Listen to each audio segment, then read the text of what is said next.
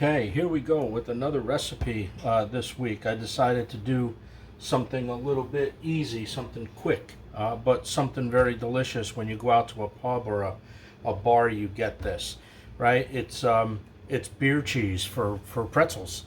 Any kind of dip, you put French fries in it, pour it over French fries, whatever you want to do with it, basically. But primarily for like pretzel sticks or something like that, you know, out of the oven. Which I think is what we're going to do today here. All right, so I'm going to run down some ingredients like we always do. If you guys like what I do, subscribe, hit that subscribe button, click the notification button as well, and share this with your friends, and throw a thumbs up on it if you guys like it. All right, on with this recipe. So here we go. This is a really easy recipe. We're going to start out by making a roux, add some cheese, add some spices, some beer, and that's it. And we're just going to cook it down a little bit, and goes into a bowl, and you start dipping your pretzels in it. That's how this is done. Very simple. All right, so over here, and don't make fun of my beer because this is what I had left. So we're going to use a Corona Premier. I'm not using it for necessarily the alcohol content or the fat that's in it, right? I'm using it for just the taste. So you could pretty much use anything, but a wheat beer goes really good with this stuff. So if you guys have wheat beer laying around, a bottle of wheat beer, that would be outstanding. All right, so here we go. We got a stick of butter, 8 tablespoons, if you want to break that down. We have a half a cup of all-purpose flour, 2 cups of whole milk. We have 1 beer, which is 1.5 cup. That's a 12-ounce bottle. We have 5 cups of shredded cheese here. I don't know if you could see it or not, but there's 2 different kinds in there.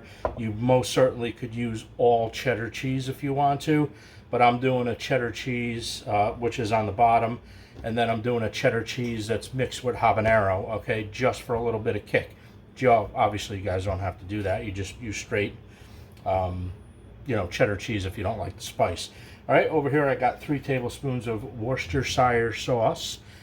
We also have 2 teaspoons of Dijon mustard, 1 teaspoon of garlic powder, and we have about a half a teaspoon of smoked paprika. Okay, that's it for this.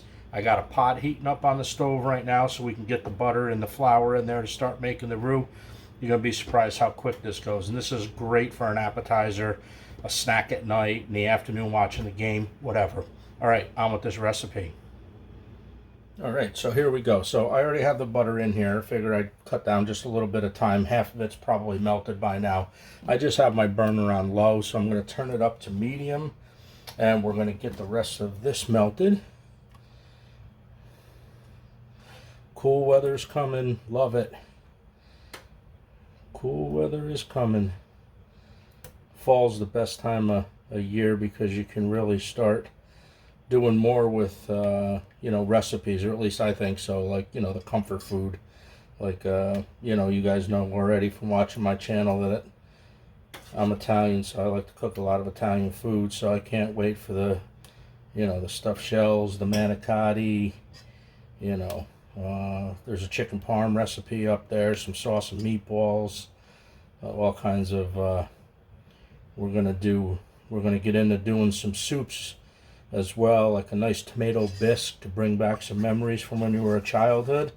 Instead of doing a tomato soup, we're going to do a little bit of bisque with some cream, just to make that a little bit more rich with a grilled cheese sandwich. That'll be a recipe that I'll be doing soon.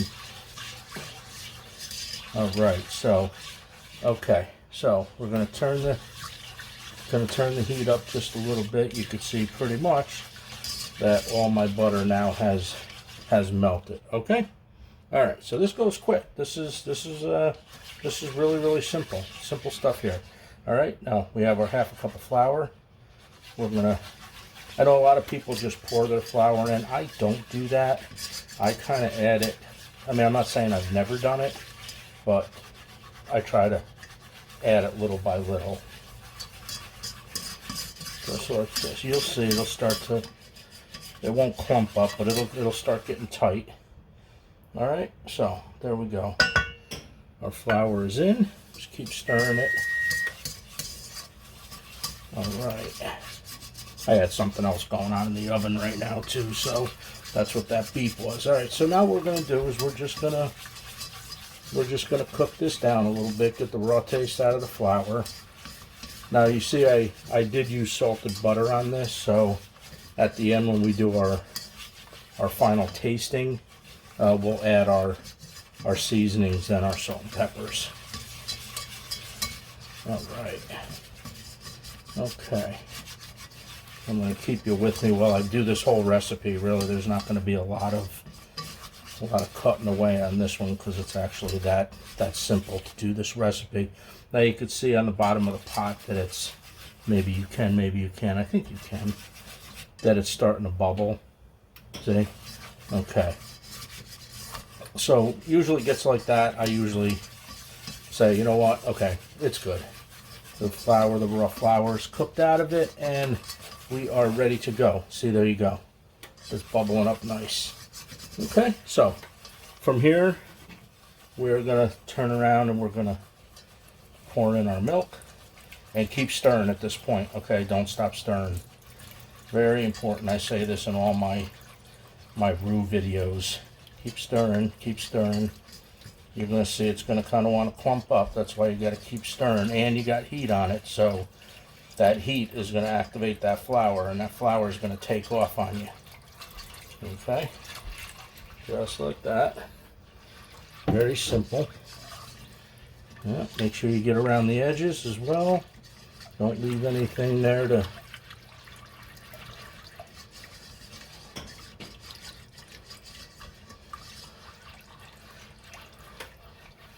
Alright, so I'm just going to let that cook for just a second.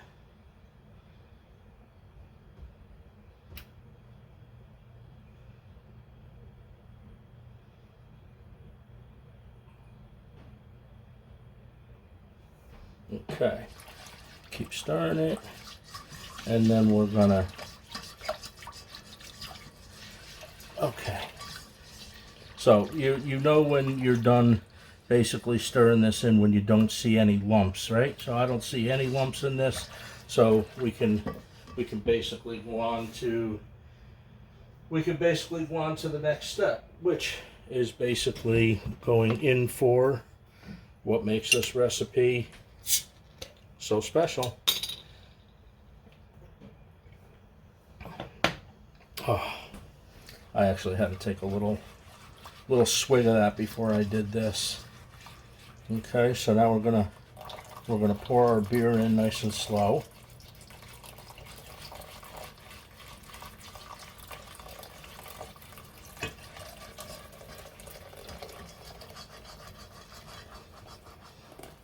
And we're going to save a little bit for me. All right.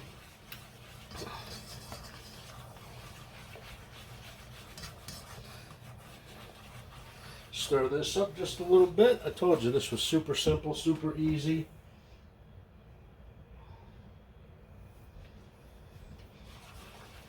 Okay. Now we're going to add our Worcestershire sauce. We're going to add our garlic powder. We're going to add our smoked paprika. Make sure you get all that in there because that adds a great little flavor. That little smokiness is great. And we're going to add our Dijon mustard. And make sure that's Dijon mustard too, by the way. If you don't have any, go to the store and get some, because this works very good in this recipe. Okay, so now we're just going to stir until this is all combined.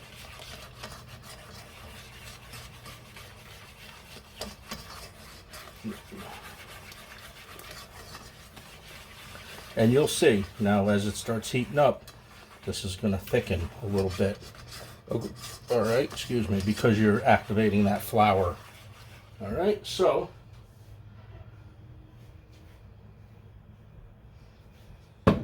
bring our cheese over.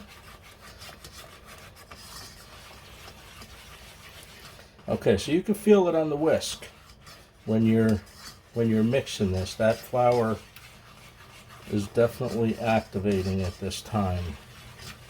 Alright, so when you get ready to add your cheese, see, I feel that's, you can feel it, you can feel that pull, how it's a little bit stiffer. Okay, so what we're going to do is I'm going to back the heat off and put that on low, and now we're going to add our 5 cups of cheese little by little. Okay, stir between each addition. Obviously let it melt, don't let it get all clumped up.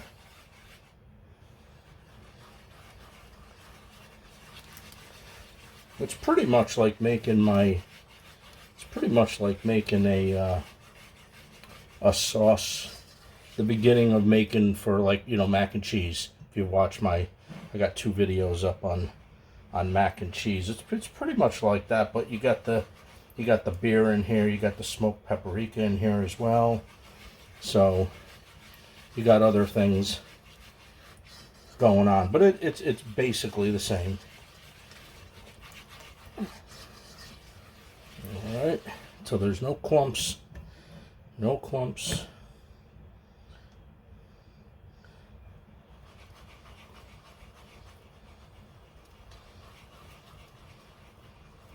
And this makes quite a bit, as you can see.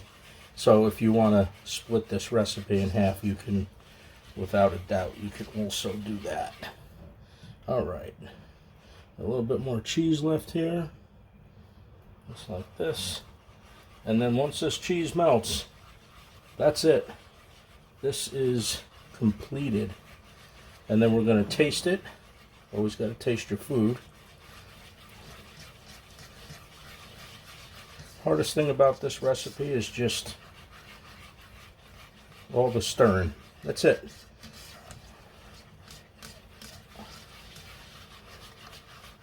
All right, I'm going to spin around, grab some salt and pepper.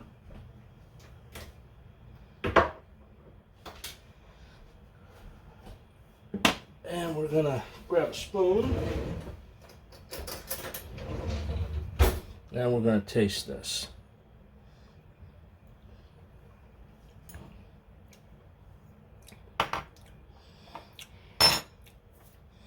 Well, we definitely need some salt. That's a given. Okay. About that much.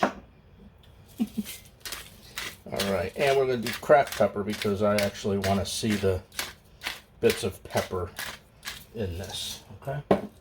We're going to keep stirring, and you can taste the beer in it. So, the thickness of this depends on you. If you want this thick, I believe it should, you could put the heat on medium. I just put it on medium just for a minute, okay? So this is pretty much done. It looks a little bit watery right now, but trust me, after this cools, this is going to tighten up, okay? We'll grab another spoon.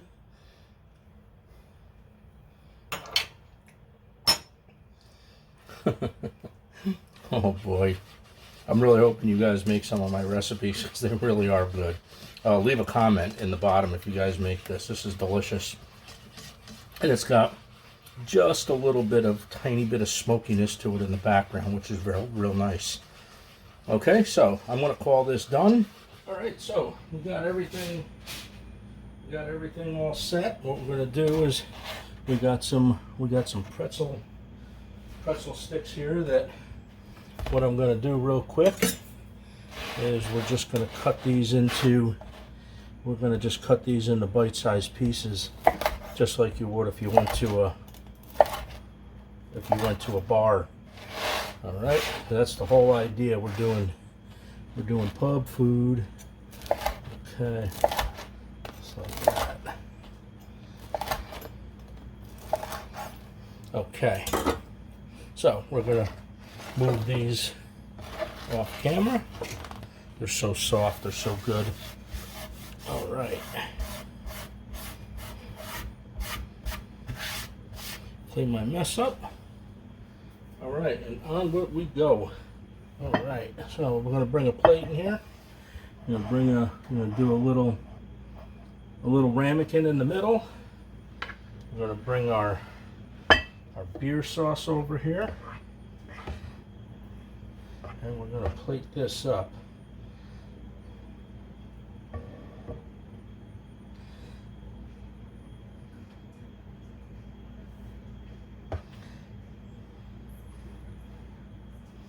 Alright. Then one more scoop. You guys probably couldn't have seen that pour, so we apologize for that, but I think you guys get it. And then what we're going to do is we're going to put our hot pretzels around this, just like that. And now you have an awesome appetizer. All right, we're just going to finish it off just because I have it. I'm going to finish it off with a little cheese over here. And we're going to sprinkle just a tiny bit of green onion on it, just like that. And that is it. That is how I make my beer cheese. All right, guys, if you guys like this recipe, pretzels and beer cheese, if you guys like this recipe, put a thumbs up, hit that notification bell. We do one every week, a recipe every single week, okay? Hit the like button, share this with your friends if you guys think, now that the season's around for football or whatever, make this, share it with your friends. All right, let's see what we got.